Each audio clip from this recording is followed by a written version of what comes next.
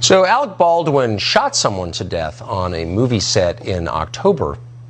He's still talking about it. The family, of course, is still mourning, but he's talking about it in public.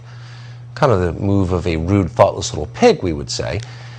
The cinematographer who was killed was called Helena Hutchins. The movie is called Rust. So within the last hour, Baldwin explained what exactly happened that day. We want to show you the tape. He was holding a revolver at the time. He recently said he never pulled the trigger. Here's how, just a few moments ago, he explained what happened.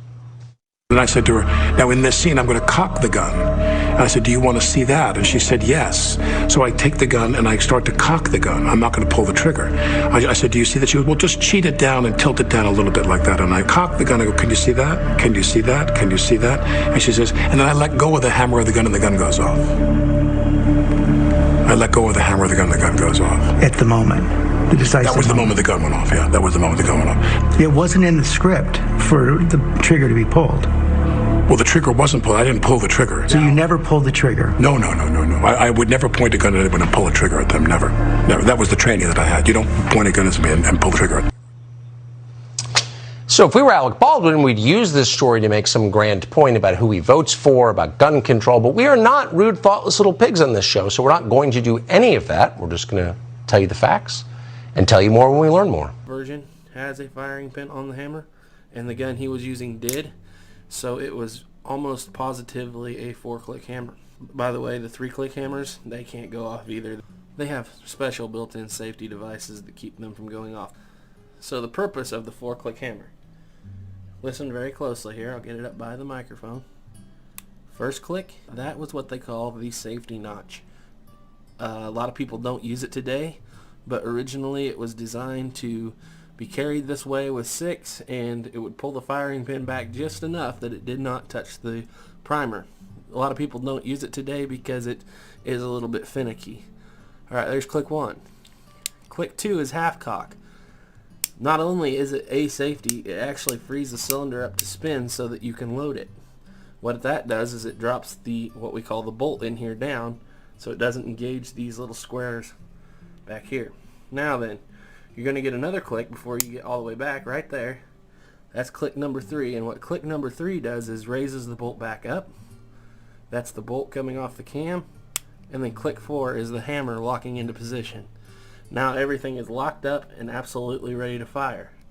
So the real question is, will this gun, even though it is a U-Birdie, it's pretty much identical to the Pieta in almost all ways, 4-click hammer, will it go off without the trigger pulled? Of course not. Not like that. Let's try it like he says, that he slipped his thumb off the hammer and it went off. Alright, I'm going to go to just the 3rd click. Right there, it's the 3rd click. We're not locked back with the hammer yet. Uh-oh. It caught on half cock. Let's try that again. 1 click, 2 click, 3 click, not locked yet, half cock. All the way back, I'm going to go ahead and dry fire this, all the way down. Now the thing is, the way these guns work, the front of the trigger engages, and I'm not going to take it apart for you right now, but the front of the trigger engages the sear on the hammer. In this 4-click gun, there are 3 grooves in the hammer for the sear to engage. The first one, the safety notch. Second one, half cock. Third one, full cock.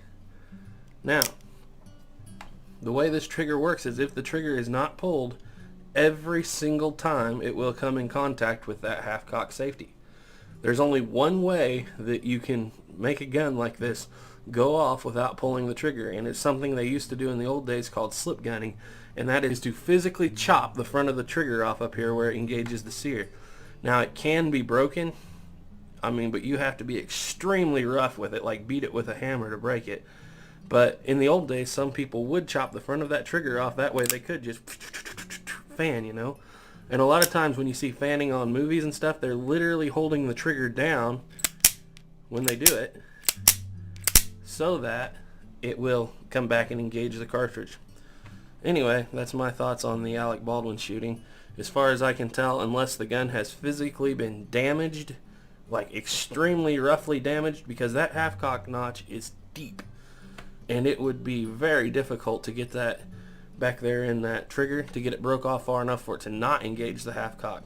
It's designed for that to never happen. You might damage it enough that the first safety doesn't work because it's not as deep, but that half cock notch is very difficult to get past. So here's the thing. He said he was drawing, practicing his drawing, and his thumb slipped off the hammer, the gun went off. There's not enough pressure back here at click number 3. Not enough pressure even close to break that hammer off.